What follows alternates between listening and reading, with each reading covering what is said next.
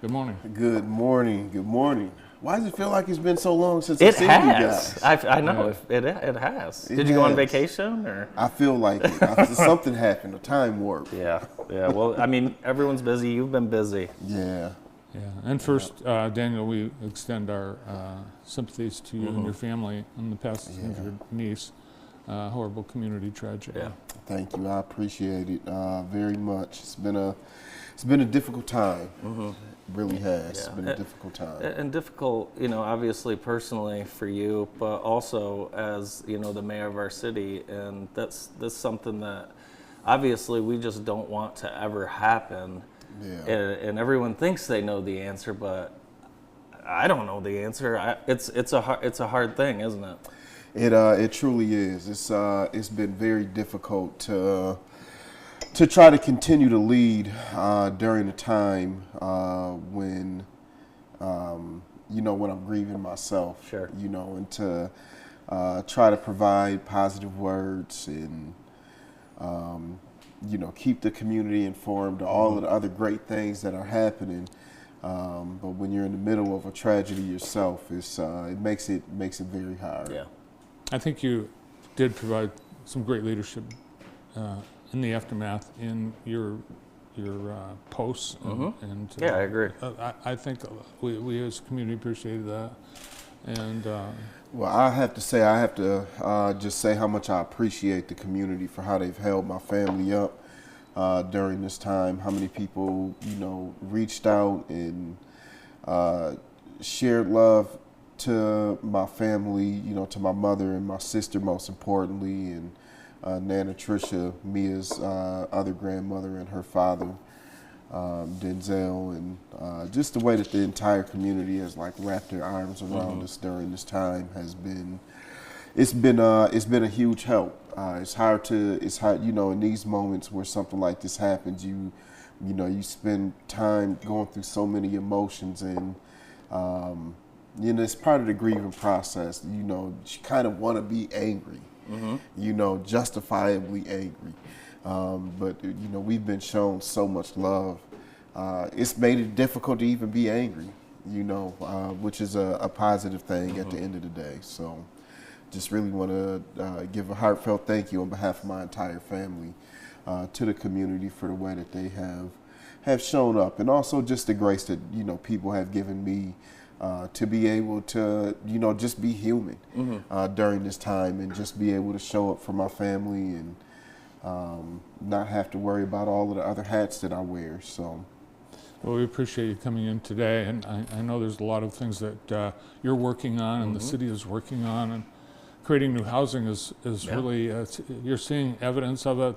We're seeing a lot of lots cleared, new homes are going up, and we've got the two apartment buildings, the Blackstone and the Greenwood. They look like they're ready to open. They are open. They are open. And they have a waiting list. Really? Yes, both have a waiting list. That's amazing. Which is it is a good problem to have. I think we've done more than just talk about the need for housing in this community. And there's so many people who have played a part in where we are in building back our neighborhoods in the city of Jackson, but we have done a tremendous amount of work, everything from the developers, the private developers coming through and building houses, the apartment complexes that are being built, and the 100 home program, everything going on. And now we even have the curb appeal program going on, where citizens can get some work done to the homes that they live in currently. So we got a lot of good stuff going on around housing. Yeah, I agree. Because we know how critical that the issue of housing is. So. Yeah, I talked to Shane Lepore at the city, and he said developers and builders in Lansing and elsewhere are coming to Jackson because of the reception they're getting here. They're being treated well and welcomed. Yeah. Which is nice. Yeah, I've sat in on some meetings because there's always a few ways that a developer can begin a conversation with the city. In most cases, I just refer them right to the community development department. There are some situations where they say, hey, well, if you could sit in with us at a meeting, that would be great. So I'd like to sit in on the meetings sometimes, but to hear how our community development rolls out. Well, here's what the city of Jackson is willing to help you with for whatever project you're trying to do. This is what we do standard. Here's how you can access any information that you need, and if you need someone to walk you through a process, here's the person to talk to. So kind of rolling out the red carpet to them, but doing that to any developer who comes around, and also us seeking out developers and letting them know what we have going on here in Jackson. We've got a live shot of the Blackstone right now, and it is amazing. Like if you haven't been to Jackson in a few years and you visit, you wonder, what are all these? I mean, what have we had five of these things about now? If you look, they're all full too. Yeah, with and waiting they're all lists. full. Yeah. We have three right. Yeah, I mean, we have three right downtown, and I'm thinking of the one behind St. Mary's, but just these big developments. Yeah, it's it is changing the skyline of the city of Jackson. Yeah, it is. It's a beautiful thing to see. I mean, honestly, I just think about the way that our entire city has developed. I was thinking about it the other day. I went to Battle Creek, and I came back home, and it was evening.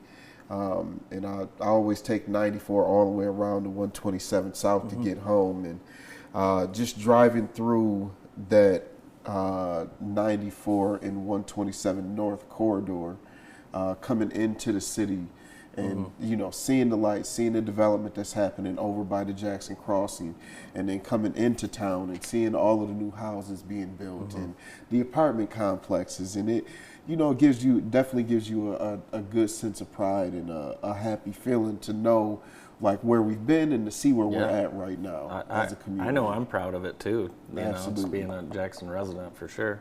Yeah, the next big thing is underway, the MLK corridor, and it's a 2-year project, but this weather's going to be helpful to the crews. Absolutely. Absolutely. And people are ready for it to be done. Oh, yeah. I don't know if people have told you that. But Yes. they are ready for the roads to be done. Yeah, that's always the hot button issue. You don't have a magic wand? You know what? I don't. Not for that one. I don't. It's a good problem to have. I mean, but I understand the frustration. The city manager and I, Jonathan and I, just had this conversation about. And I think we are at the point in the year where people have construction fatigue. That's fair. And I think it's a real thing. We get to that point in the year where we're like, okay, I'm ready to take my regular route to work. I'm ready to take my regular route home. I'm tired of the detours. Like, when is this going to be done?